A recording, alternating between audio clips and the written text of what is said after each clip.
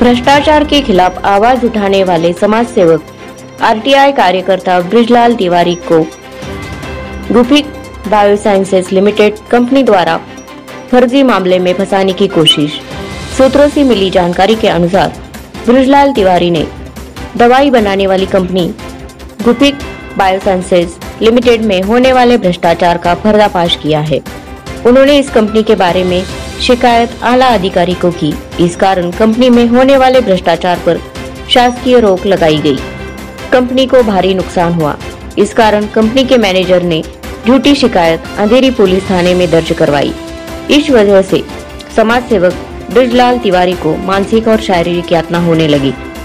जब हमने इस बात की पुष्टि करने के लिए कंपनी के मैनेजर शिंदे को फोन करके इस बारे में जानकारी मांगी, उन्होंने बात को टालने की कोशिश की। आइए देखते हैं खास रिपोर्ट। हॅलो शिंदे साहेब, नमस्कार. नमस्कार. पत्रकार प्रवीण राजगुरू बोलतो साहेब. साहेब आपण एक पुण्यामधले बृजलाल तिवारी विरुद्ध एक तक्रार केलेली अंधेरीमध्ये. त्याविषयी बोलत होतं. ही काय खरीच तक्रार, त्यांनी तुमच्याकडे पैसे मागितलेले? प्रचंड अननेसेसरी आम्हाला त्रास दिला त्या गोष्टी साहेब, कारण नसताना. अच्छा अच्छा. त्या विषयावर आपल्याला आपली एक बाईट घ्यायची होती, इंटरव्ह्यू. म्हणजे खरंच पण आपली दवाची कंपनी त्यांचं बोलणं की आपण नकली माल हे सगळं करतात. ती काय खोट आहे सगळं, असं काही नाहीये. तेच मी बोललो, जीवाची खेळणं हे मालाच्या विरुद्ध आहे. अरे आम्हाला हे माहिती आहे साहेब, आम्ही 50 वर्ष इंडस्ट्रीमध्ये साहेब. अच्छा अच्छा. काय आपण कुठं भेटणार आपण? नाही मला वेळ नाही, सध्या मी बाहेर गावी आहे साहेब. बाहेर गावी नाही, तेच विचारत होतं. त्या बृजलाल तिवारी तुमच्या पैशाची मागणी केली, खंडणी मागितली, तर खंडणीची तक्रार केली आम्ही. एफआयआर करायची होती साहेब.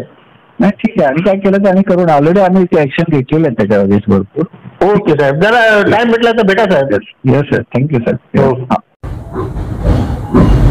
पहले तो आपका नाम बताइए और आपके ऊपर गुफिक बायोफिल द्वारा जो एक्सट्रैक्शन का कंप्लीट किया गया है, इसके बारे में क्या हकीकत बताइए?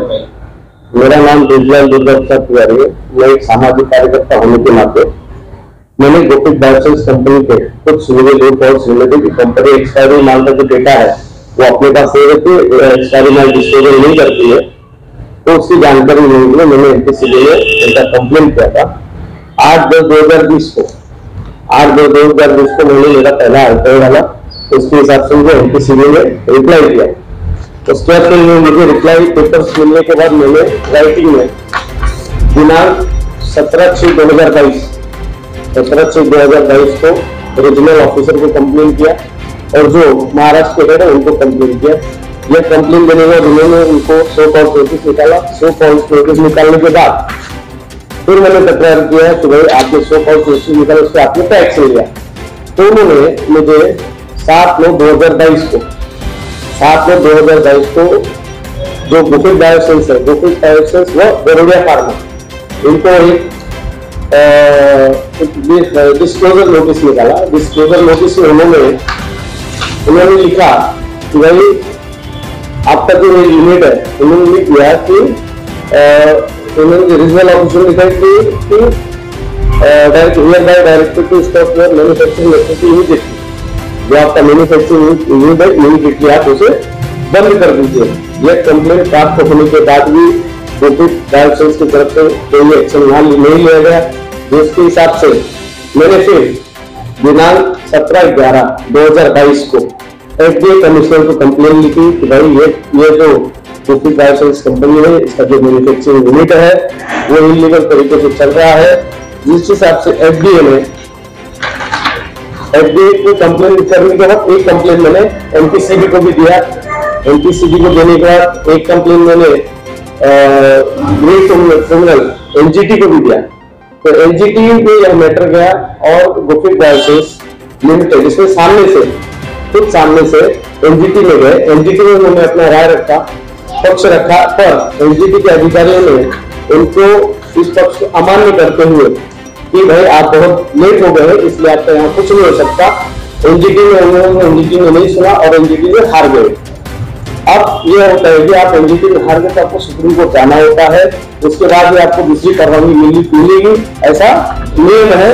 ये मुझे जानकारी अधिकारी ने दी. और वो एनजीटी के बाद वो कहीं नहीं गए। इसके बाद मैं पुनः एफडीए के पास गया। एफडीए ने 3/2/2023 को गुफिक बायोसाइंस कंपनी का जो ये जहां पर उनका मैन्युफैक्चरिंग यूनिट था उसको लिख दिया कि औसत बिक्री परवानगी दिनांक 8/5/23 को रद्द करना देता है। उनका जो बिक्री परवाना था वो कैंसिल कर दिया, एफडीए ने वो कैंसिल कर दिया और वो यूनिट बंद हो गया।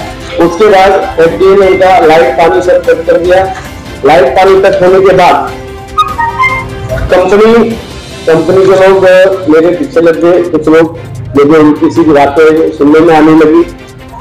एक दिन मुझे अंधेरी पुलिस स्टेशन से मिस्टर सचिन परंसकर उनका फोन आया, PSI है। उनका कहना था कि आपके खिलाफ एक्सटॉर्शन की कंप्लेन हुई है। तो मैंने उनसे पूछा कि भैया एक्सटॉर्शन क्या होता है, एक्सटॉर्शन के मायने क्या है और एक्सटॉर्शन के आपके एविडेंस क्या है, तो मुझे बताइए। उन्होंने इसकी जानकारी मुझे नहीं दी।